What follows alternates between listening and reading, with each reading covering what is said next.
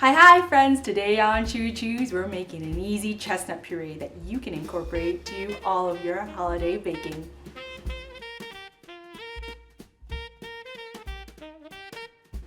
Welcome back to another Christmas edition of CHEWS. Today we're making an easy chestnut puree that you can incorporate to any of your holiday baking.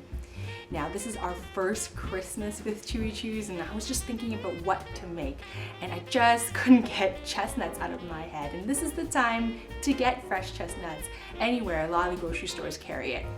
And when I was a kid, I grew up eating this light cake with delicious chestnut filling that was really delicate and nutty, and I want to recreate that.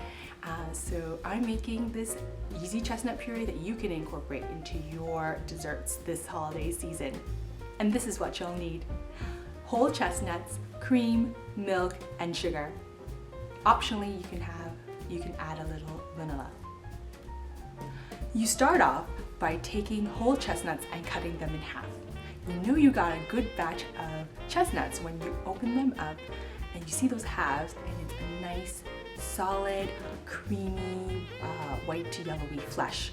Now, you know you've gotten a batch of old chestnuts when they are hollow inside. That means a lot of the moisture has been evaporated and the chestnut has just dried out.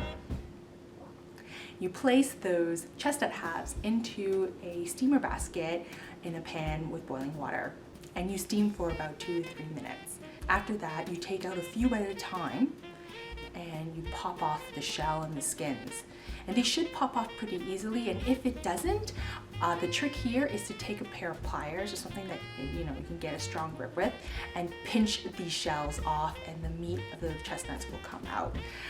I'll put a few links in my description of a few people who've actually introduced this trick to me, and they do it way more gracefully than I do. But for this recipe it really doesn't matter because I don't eat the chestnuts whole.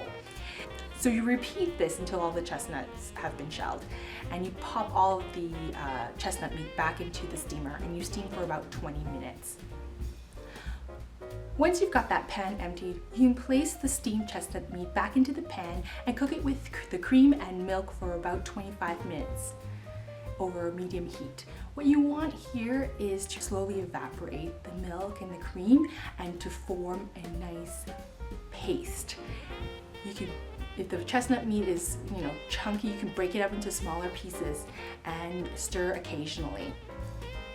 Now, near the end of it, you would want to stir more often, almost constantly, because you just don't want the paste to burn.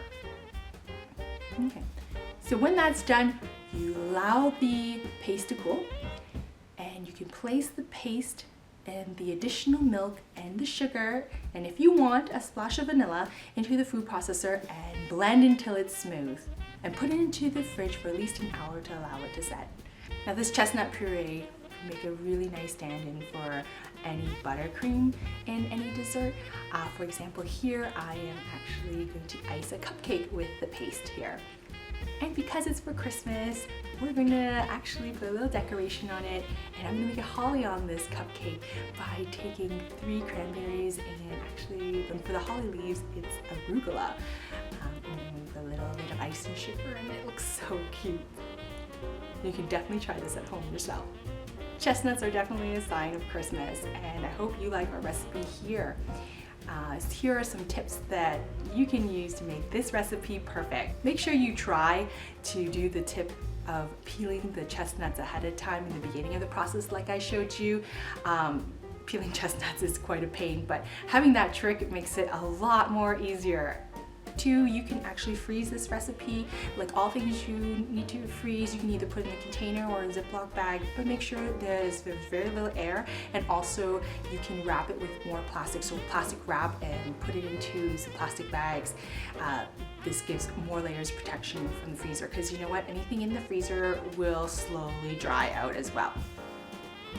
And 3, if you want to make this chestnut puree to the whole next level, I gave you the quick and easy version, but there are a few other steps you can take to make this even more fabulous. 1, you can actually make this paste more velvety by pushing the paste through a sieve, and this will give you that nice velvety texture. Two, if you want to make this chestnut paste into a chestnut cream for a lighter, a fluffier texture, you just whip in an equal amount of whipped cream and fold it in together. This would be great in filling crepes, cakes, even the cupcake here as well, and cream puffs. Cream puffs. Four, the last tip is that whatever you pair this chestnut puree or cream with, make sure that the dessert is actually very light in flavor. Now, the chestnut puree or cream is very delicate, nutty flavor, and you don't want that to be overpowered by the dessert that you actually pair it with. If this is your first time here, remember to subscribe. We have new episodes every Thursday. If I don't see you until the holidays, I'm just gonna say, Merry Christmas from CHEWIE. Oh, I want to taste for that.